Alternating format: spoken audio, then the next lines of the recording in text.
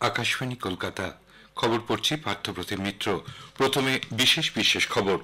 লোকসভা নির্বাচনের সপ্তম তথা চূড়ান্ত দফায় দেশে মোট 57টি আসনে গড়ে 62% বেশি ভোট পড়েছে। সবচেয়ে বেশি ভোট পড়েছে পশ্চিমবঙ্গে।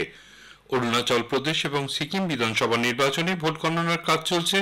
অরুণাচলে বিজেপি ও সিকিমে ক্রান্তিকারী মোর্চা এগিয়ে। নির্বাচন কমিশন জানিয়েছে ভোট গণনার পরেও কয়েকটি রাজ্যে কেন্দ্রীয় বাহিনী মোতায়েন থাকবে। প্রধানমন্ত্রী নরেন্দ্র মোদী সুষ্ঠুভাবে ভোট পরিচালনা করার জন্য নির্বাচন কমিশনকে ধন্যবাদ জানিয়েছেন। দেশজুড়ে বেসরকারি টিভি চ্যানেলের বেশিরভাগ বুথ ফেরত সমীক্ষায় এনডিএকে এগিয়ে রাখা হয়েছে। কংগ্রেস সভাপতি মল্লিকার্জুন খাড়গে দাবি করেছেন সরকার গড়বে ইন্ডিজোট। মার্কিন যুক্তরাষ্ট্রে আজ আইসিসি টি-20 ওয়ার্ল্ড কাপ 2024 শুরু হয়েছে। উদ্বোধনী ম্যাচে মুখোমুখি ইউএসএ এবং কানাডা। আসছি বিস্তারিত খবরে। লোকসভা নির্বাচনে সপ্তম তথা চূড়ান্ত দফায় 7টি রাজ্য এবং একটি কেন্দ্রশাসিত অঞ্চলে মোট 57টি আসনে গড়ে 62% বেশি ভোট পড়েছে। এর মধ্যে সবচেয়ে বেশি ভোট পড়েছে পশ্চিমবঙ্গে 73.79%। এরপরেই রয়েছে ওড়িশা, এখানে ভোট পড়েছে 70.67%। ঝাড়খণ্ডে 70.66, হিমাচল প্রদেশে 70.05, চণ্ডীগড়ে 68%, পাঞ্জাবে 61% কিছু বেশি, উত্তরপ্রদেশে 55.59 এবং বিহারে প্রায় 52% ভোট পড়েছে। এই দফায় উত্তরপ্রদেশ ও পাঞ্জাবে 13টি করে, পশ্চিমবঙ্গে 9, ওড়িশার 6, বিহারের 8, হিমাচল প্রদেশের 4, ঝাড়খণ্ডের 3 এবং চণ্ডীগড়ে একটি আসনে গতকাল ভোট নেওয়া হয়। মোট 904 জন প্রার্থী প্রতিদ্বন্দ্বিতার আসরে ছিলেন। ওড়িশা বিধানসভার 42টি আসনে গড়ে 70% বেশি ভোট পড়েছে। এছাড়া হিমাচল প্রদেশের 6টি এবং বিহার, উত্তরপ্রদেশ ও পশ্চিমবঙ্গের একটি করে বিধানসভা আসনের উপনির্বাচনও গতকাল ভোট নেওয়া হয়। 2024 লোকসভা নির্বাচনের ভোট গণনা করা হবে আগামী মঙ্গলবার 4 জুন। একই সঙ্গে উড়িষ্যা, অন্ধ্রপ্রদেশ বিধানসভা নির্বাচনের ভোট গণনাও করা হবে। পাশাপাশি ওই দিনই কয়েকটি বিধানসভা আসনের উপনির্বাচনেও ভোট গণনা হবে। মুখ্য নির্বাচন কমিশনার রাজীব কুমার এবং 2 নির্বাচন কমিশনার জ্ঞানেশ কুমার ও ডক্টর সুখবীর সিং সান্ধু গতকাল এক বৈঠকে গণনার দিনের প্রস্তুতি পর্যালোচনা করেছেন। বিভিন্ন রাজ্য ও কেন্দ্রশাসিত অঞ্চলে মুখ্য নির্বাচনী আধিকারিক ও রিটার্নিং অফিসাররা বৈঠকে যোগ দেন।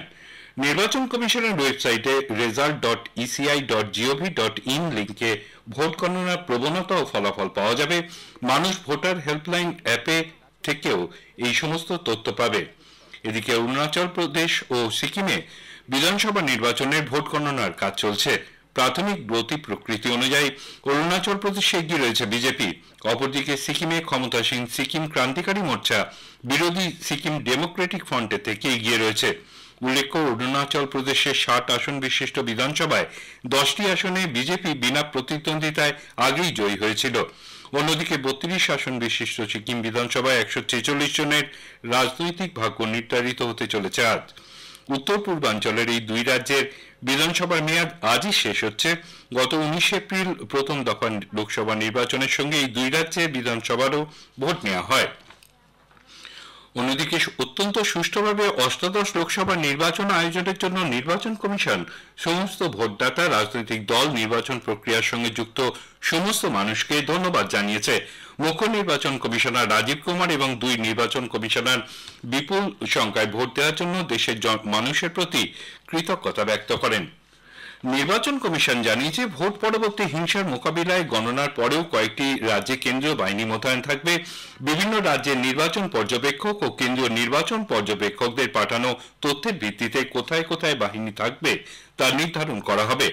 অন্ধ্রপ্রদেশ এবং পশ্চিমবঙ্গে ভোট গণনার পর এক পক্ষকাল কেন্দ্রীয় বাহিনী থাকবে বলে কমিশন জানিয়েছে। উত্তরপ্রদেশ, ওড়িশা, সিকিম এবং অরুণাচল প্রদেশ ভোট গণনার পর 2 দিন কেন্দ্রীয় বাহিনী মোতায়েন থাকবে। প্রধানমন্ত্রী নরেন্দ্র মোদী সুষ্ঠুভাবে ভোট পরিচালনা করার জন্য নির্বাচন কমিশনের প্রশংসা করেছেন। সামাজিক মাধ্যমের একটি পোস্টে তিনি বলেন, দায়বদ্ধতা এবং সুপরিকল্পিত পদক্ষেপের মাধ্যমে ভারতীয় গণতন্ত্রের সংহতি রক্ষা করা হয়েছে। মানুষ অত্যন্ত নিরাপত্তার মধ্যে দিয়ে ভোট দিয়েছেন। তিনি আরো বলেন, নির্বাচন প্রক্রিয়া গণতান্ত্রিক মূল্যবোধকে তুলে ধরার জন্য অত্যন্ত জরুরি। মানুষ এই প্রক্রিয়ায় অংশগ্রহণ করে অনুপ্রেরণা পান। শ্রী মোদী এদিন নিরাপত্তা বাহিনীর কাজেও সন্তোষ প্রকাশ করেন এবং তাদের কৃতজ্ঞতা জানান। এই খবর শুনছেন আকাশবাণী কলকাতা কেন্দ্র থেকে। আগামী মঙ্গলবার লোকসভা নির্বাচনের গণনার আগে গতকালই বিভিন্ন বেসরকারি টিভি চ্যানেলের বুথ ফেরত সমীক্ষায় বিজেপি নেতৃত্বাধীন এনডিএ জোটকে বিজয়ী দেখানো হয়েছে। 272টির অনেক বেশি আসন পেয়ে তারা সরকার গড়বে বলে অধিকাংশ সমীক্ষায় পূর্বাভাস দেয়। বেশিরভাগ বুথ ফেরত সমীক্ষাতেই এনডিএ জোট 350টির বেশি আসন পাবে বলে জানানো হয়েছে। বিরোধী ইন্ডি জোট পাবে 125 থেকে 150 আসন। উল্লেখ্য, এবারের নির্বাচনে বিজেপির সঙ্গে ইন্ডি জোটে সরাসরি লড়াই হয়েছে। বিজেপি সভাপতি জেপি নাড্ডা বলেছেন তার দল লোকসভা নির্বাচনে 370টির বেশি আসন পাবে এবং এনডিএ জোট 400র বেশি আসন জয়লাভ করে সরকার গঠন করবে। গতকাল তিনি সাংবাদিকদের বলেন, মানুষ তোষণ, স্বজনপোষণ এবং দুর্নীতিকে এই নির্বাচনে বর্জন করেছে এবং উন্নত ও আত্মনির্ভর ভারত গঠনের পক্ষে ভোট দিয়েছেন। প্রবীণ বিজেপি নেতা প্রধানমন্ত্রী নরেন্দ্র মোদী বলেছেন, মানুষ এনডিএ সরকার গঠনের পক্ষে ভোট দিয়েছেন। গতকাল এক সোশ্যাল মিডিয়া পোস্টে তিনি বলেন, দারিদ্র দূরীকরণের বিগত এনডিএ সরকারের কর্মসূচি জনগণ প্রত্যক্ষ করেছে। ইন্ডি জোট ভোটারদের মনে সাড়া জাগাতে ব্যর্থ হয়েছে।